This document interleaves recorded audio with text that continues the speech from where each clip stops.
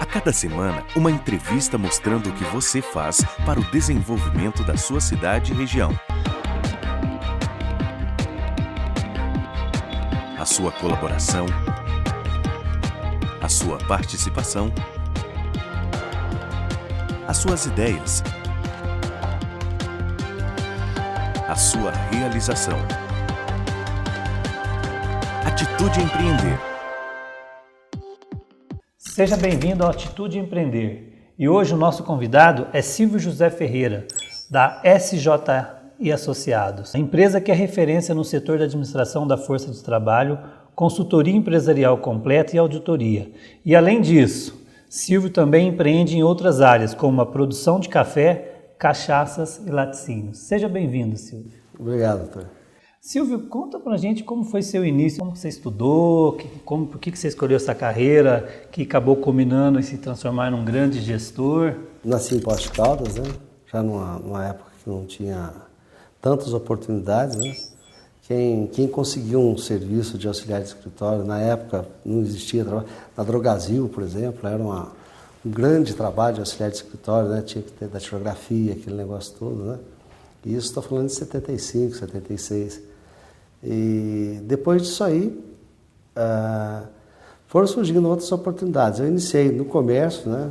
Trabalhando em comércio, vendendo roupa, vendia produtos por conta própria, isso com 12, 13 anos.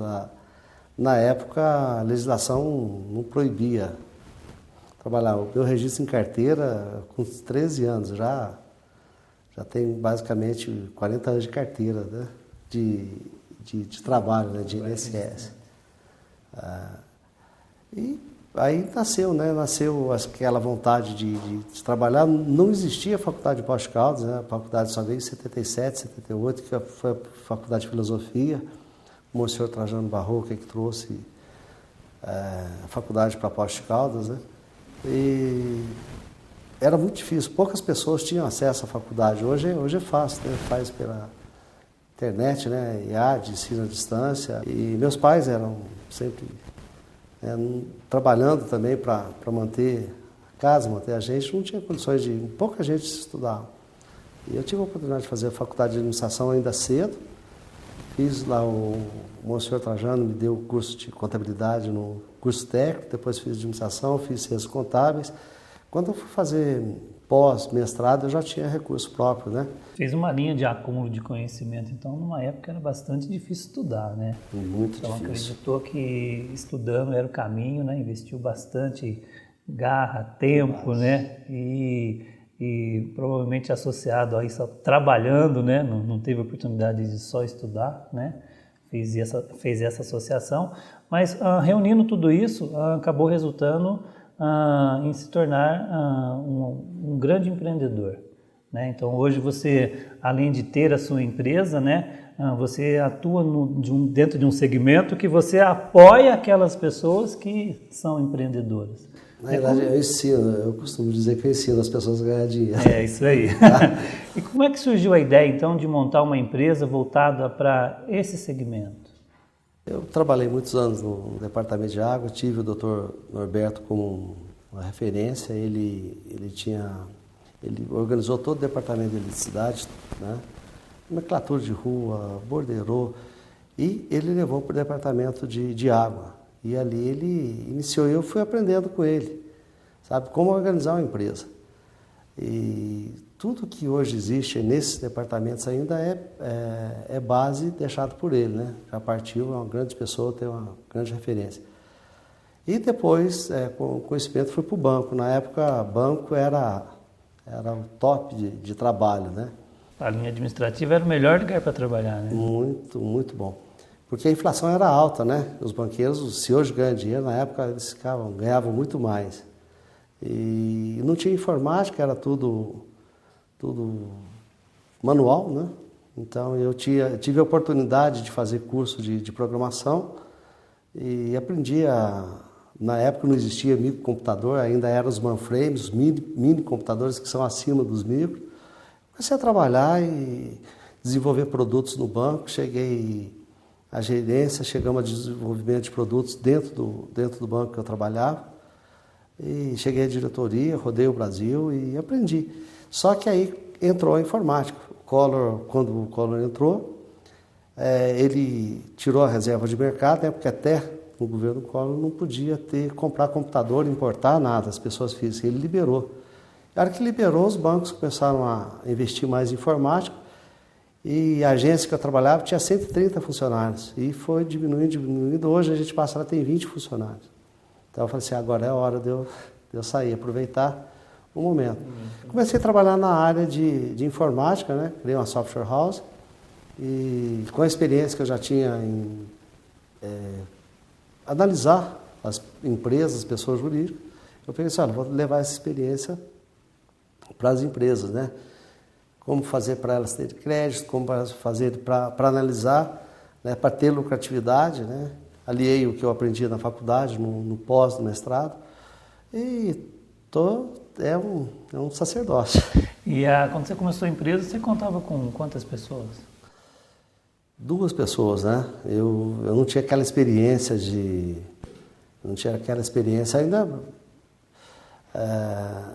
chegar no mercado, abordar, tinha experiência como, né, em banco. Aí o que aconteceu?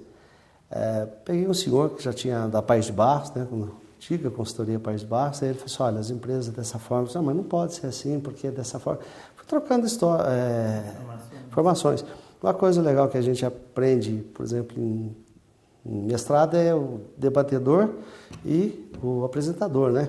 Então, é destruir ideias. E peguei toda aquela experiência que ele já tinha na época, de 40, 50 anos, e comecei a destruir ideias, ele as minhas e eu as dele, né?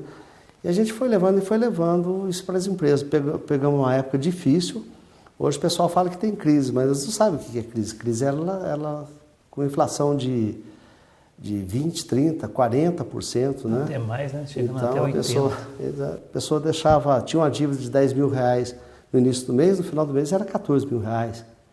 Então, o setor produtivo penalizava. Então, era muito mais difícil o senhor chegar e falar que a inflação era apenas um indexador e toda aquela parafernália de números, né? E a gente conseguiu sobreviver a essa época, que é o que deu base para chegar hoje. Não tem medo de inflação, não tem medo de mercado. Chegar, falar para o empresário, acreditar, conhecer a empresa, né? Então, o pessoal acha que uma carga tributária de 30% é alta, 35% é realmente alta, mas pior que isso é a inflação de 30%, 40%, né? A SJF, então, começou aí com esses 2 e hoje você tem 60 na funcionários. Na linha, todos, né? mais Mais né? de 60 até mais. funcionários, né? Então, são vários segmentos, né? A gente foi aprendendo aqui para poder passar essa segurança para o cliente, né? Eu lembro sempre do Bolinha, que fazia apresentação na televisão. Ele era careca e vendia remédio, né, para careca. Então, isso aí não funciona. Se o senhor não mostrar que o senhor tem capacidade com os seus próprios negócios, como que o senhor vai apresentar para um cliente? Olha, não tem confiança, tem essa, né? Ou aquele caminho, né? Você tem que dar exemplo, né? Como o pai tem que dar um exemplo para o filho, né? A gente tem que dar exemplo para o cliente, né? E como que a empresa atua? Ela atua de várias formas, né? Ela é uma empresa que tem vários braços, vamos dizer assim, né? Atua voltado para o lado de recursos humanos, né? Ela tem uma atuação voltada para consultoria, né? Como que funciona? Como que a gente descobriu, assim, no dia a dia, na escola e no dia a dia da vivência com o banco, vivência com a empresa, tanto a empresa que vende cachorro-quente, um microempresário, quanto uma multinacional, ela tem o mesmo princípio, é receita menos o custo e aí vem a parte operacional e vem o lucro ou prejuízo. Tanto a pequena quanto a grande empresa tem que fazer essa conta. Experiência que eu ganhei em nível de mercado ao longo desses anos, eu tenho cliente banqueiro que vende água, por exemplo. A água não custa nada, mas a hora que o senhor vai ver esse custo, ele chega a 60%, 65% da venda. O senhor tem uma empresa, por exemplo, um supermercado. A hora que o senhor vai ver o custo desse supermercado, ele chega de 65% a 85%, depende da forma que vai administrar. Ou seja, qualquer empresa ele tem um custo de mercadoria, tem a receita menos o custo e tem o lucro bruto. Em cima disso aí, tem a parte mais difícil, que é a parte de funcionário. Eu costumo dizer sempre que o funcionário ele é sócio da empresa, ele leva a parte dele e tem uma garantia que o empresário não tem. Entendeu? Então, em cima desses valores, receita, custo, as despesas, todas as empresas têm, a gente foca nisso aí e a gente tem ferramentas para que ele olhe essas partes mais importantes e ele comece a entender a empresa dele. Né? E a partir daí começa-se uma análise, né, Silvio? Esses detalhes você vai apresentar para a gente de uma forma bem específica no próximo bloco. Vamos agora para os nossos intervalos comerciais.